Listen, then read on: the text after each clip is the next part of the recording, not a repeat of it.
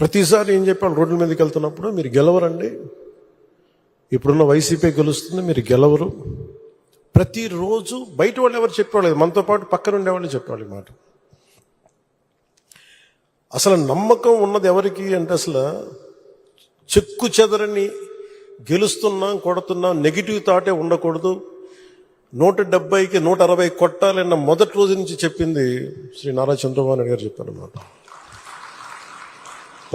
మనం అనుకుంటున్నాం, చేస్తున్నాం, చాలా జాగ్రత్తగా ఉంటారు, వ్యూహాలు ఉంటాయి, అన్నీ ఉంటాయి. కానీ ఎక్కడా కూడా ఆయన దగ్గర నుంచి నేను నేర్చుకుంది కించిత్తు అధైర్యం లేదు, భయం లేదు ఆయన దగ్గర.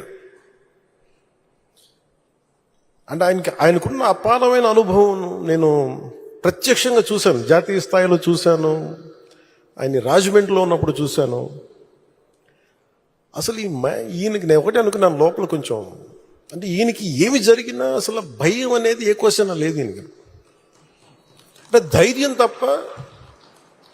నాకు చాలా చాలా ఆనందం వేసింది. అంటే ఒక వ్యక్తి ఎన్ని ఒడిదుడుకులు ఎదుర్కొన్నా, నిస్సత్తువతో అయిపోయినా, కుటుంబ సభ్యుల్ని కించపరిచినా, ఎన్ని రకాలుగా ఆయన్ని అవమానాలకు గురి చేసినా, క్యాబినెట్లో తీసుకున్న నిర్ణయాలకి ఆయన్ని బలి చేసి ఆయన లోపల పెట్టి, ఎవరో అధికారులు చేసిన దానిపైన చెలవులు పలువులు కల్పించి ఆయన్ని పెట్టి ఆయన ఇబ్బంది పెడితే,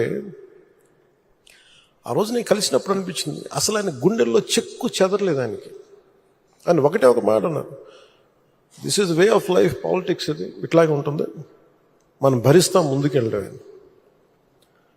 నాకు అనిపించింది నేను ఆయన అలాంటి వ్యక్తి పక్కన ఉండి అడ్మినిస్ట్రేషన్ ఒకటి నేర్చుకోవడం, కష్ట సమయంలో అసలు ఎలా ఆయన్ని చూసి నేర్చుకోవాలి. ఒడిదుడుకులు, పొలిటికల్ ప్రాసెస్ ఒడిదుడుకులు ఉంటుంది, వ్యక్తిగతమైన దాడుల దగ్గర నుంచి కుటుంబ పరంగా అన్ని రకాలుగా. కానీ అట్లా తట్టుకొని అసలు ఎవరన్నా ఊహించలేం కదా. ఒక 53 రోజులు ఆయన్ని పెట్టి అలా ఉంచితే, నన్ను షూటింగ్లు చేయమంటే నేను చేయలేకపోయావాడిని, తప్పు సంకేతాలు వెళ్ళిపోతాయని. నేను డేట్స్ ఇచ్చినవి కూడా నేను ఆపేస్తాను ఆ రోజు. ఎందుకంటే ఆయన అంత సఫర్ అవుతా అని ఉంటే నేను బయటికి వెళ్ళి షూటింగ్ చేయడం కూడా నాకు ఇబ్బంది అనిపించేస్తుంది. నా ప్రొడ్యూసర్ చెప్పాను, 2 చేతులు క్షమించమని చెప్పాను ఆ రోజున. తప్పట్లేదు, నాకు రాష్ట్ర ప్రజల కోసం మారాలి ప్రభుత్వం, అందుకని చేస్తాను, దయచేసి మీరు అర్థం చేసుకోండి అని.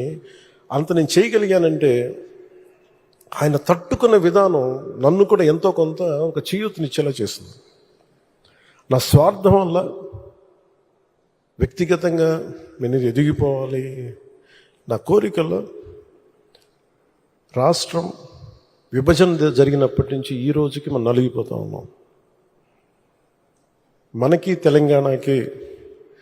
తెలంగాణలో మనం దాదాపు 3వ వంతున్నాం అభివృద్ధిలో. సంతోషం, మన తోటి తెలుగు రాష్ట్రం ఆనందం. మనం పోటీ పడాలి, ఎదగాలి అంటే అనుభవం, పొలిటికల్ ప్రాసెస్లో అనుభవం ఒకటి చాలా చాలా కీలకమైంది.